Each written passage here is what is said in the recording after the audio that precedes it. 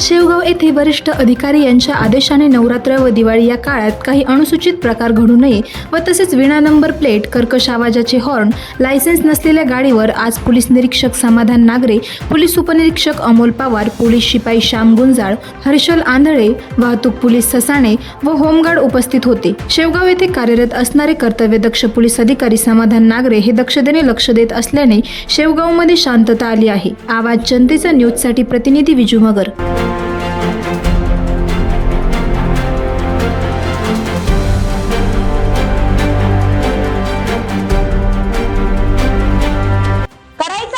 कार्यक्रम किंवा आहे कसले आंदोलन, जनसामान्यापर्यंत पोहोचेल आपल्या हक्काचा आवाज, आवाज जनतेचा। बातमी व जाहिरातीसाठी संपर्क करा 86 68 50 08 62।